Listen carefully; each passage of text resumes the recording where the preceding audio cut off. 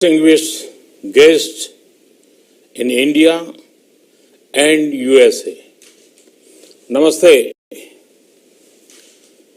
It is wonderful to see US ISPF bring together a diverse range of people for the US-India Summit 2020.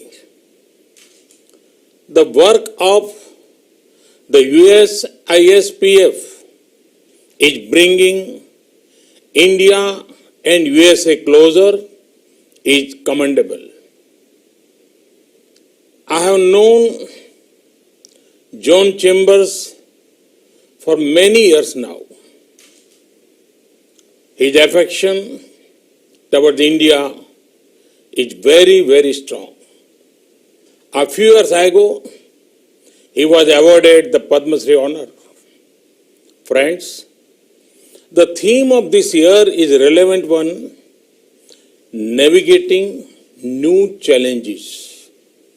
When the year 2020 began, did anybody imagine this is how it would pan out? A global pandemic has impacted everyone.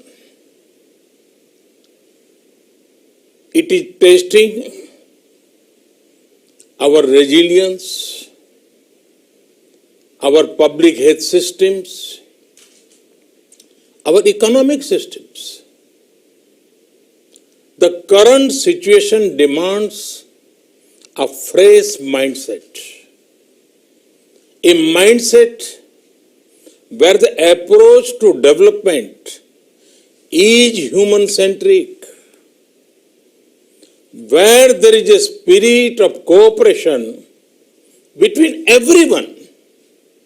Friends, while looking at the way ahead, we should keep our focus on ramping up our capacities, securing the poor, future-proofing our citizens. This is the path India is taking. India was among the first in creating a responsive system of lockdowns. India was among the first to advocate the use of masks and face covering as a public health measure. We are also among the earliest to create public awareness campaigns about social distancing. In record time, medical infrastructure was scaled up, be it COVID hospitals, ICU capacities, and more.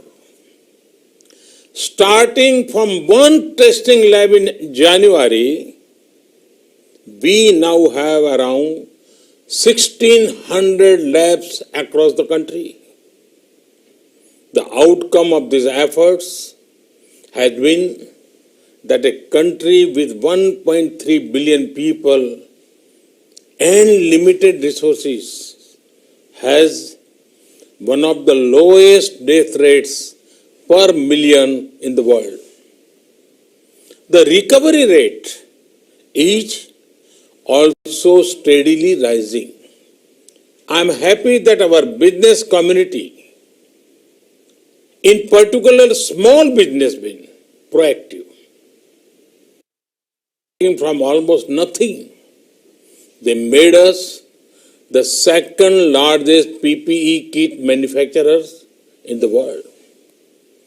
This is in line with India's spirit of challenging the challenge to emerge stronger.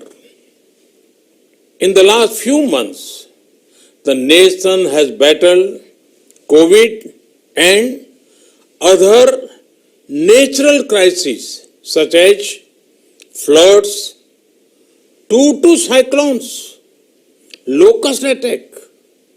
But it has only made the people's resolve stronger. Friends, through the entire COVID-19 period and the lockdown, the government of India was clear on one thing: the poor have to be protected. The Pradhan Mantri Garib Kalyan Yojana for India's poor is among the largest support system seen anywhere globally. Free food grain is being provided to 800 million people. This scheme operates for 8 months. 800 million people means more than double of USA's population. Free cooking gas is being provided to around 80 million families. Cash support has been provided to around 345 million farmers and needy people. The scheme has given much needed employment for migrant workers by creating almost 200 million percentage of work. Friends, the pandemic has impacted several things, but it has not impacted the aspirations and ambitions of 1.3 billion Indians. In the recent months, there have been far-reaching reforms. These are making business easier and red tapeism lesser. Work is actively underway on the world's largest housing program. The renewable energy infrastructure is being expanded. Rail, road, and air connectivity is being boosted. Our country is creating a unique digital model to build our national digital health mission. We are using the best of fintech to provide banking, credit, digital payments, and insurance to millions. All these initiatives are being taken using world-class technology and global best practices.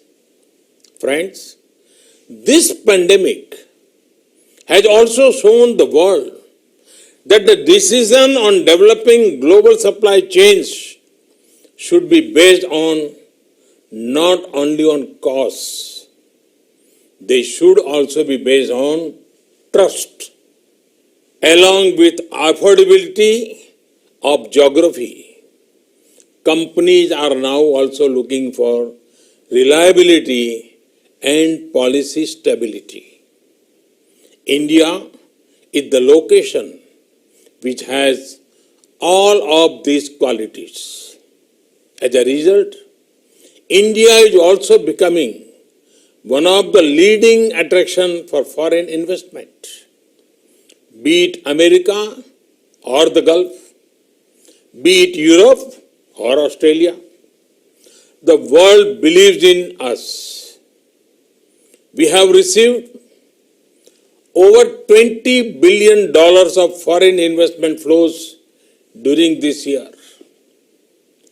Google, Amazon, and Mubadala Investment have announced long-term plans for India. Friends, India offers a transparent and predictable tax regime. Our system encourages and supports honest taxpayers. Our GST is a unified, fully IT-enabled indirect tax system. Insolvency and bankruptcy code has reduced risk for the entire financial system. Our comprehensive labor reforms will reduce compliance burden for employers. It will also provide social security protection to the workers. Friends, the importance of investment in driving growth cannot be overstated, and we are tackling both demand and supply side of it. By making India one of the lowest tax destinations in the world and with further incentives for new manufacturing units, mandatory e-platform based faceless assessment will go a long way in helping citizens. So, will the taxpayer charter? The continued regulatory reforms in bond markets ensure improved ease of access for investors. There are tax exemptions to sovereign wealth funds and pension funds for infrastructure investment. FDI into India rose by 20% in 2019. This when global FDI inflows fell by 1%. This shows the success of our FDI regime. All of the above steps will ensure a brighter and more prosperous tomorrow. They will also contribute to a stronger global economy. Friends, 1.3 billion Indians have embarked on one mission to make an Atmanirbhar Bharat or self-reliant India.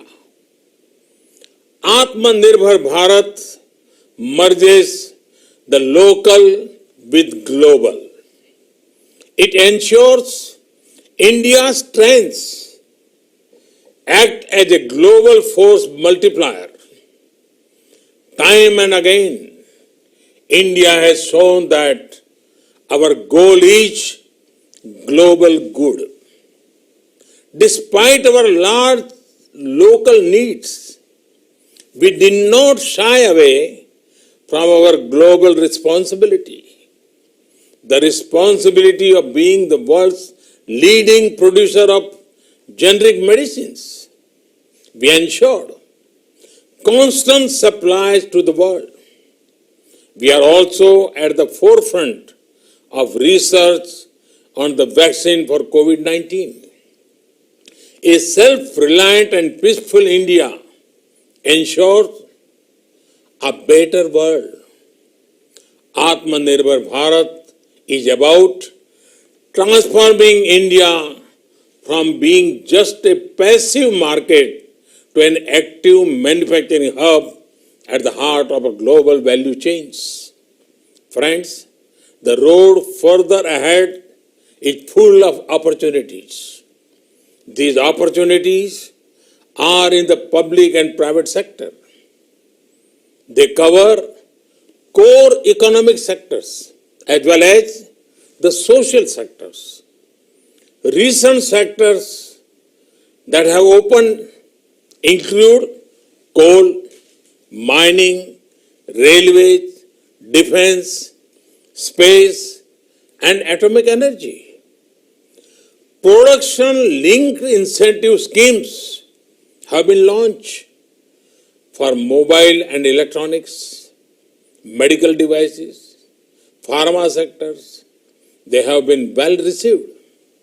Such schemes are being planned for other champion sectors too. Reforms in agriculture marketing and $14 billion agriculture financing facility bring several opportunities. Friends, for challenges in India, you have a government that believes in delivering results. A government for which ease of living is as important as the ease of doing business. You are looking at a young country with 65% population less than 35 years old. You are looking at an aspirational country that has decided to take the nation the new heights. This at a time when we mark 75th years of independence. You are looking at a country with political stability and policy continuity. You are looking at a country with commitment to democracy and diversity. Come, be a part of this journey with us. Thank you. Thank you very much.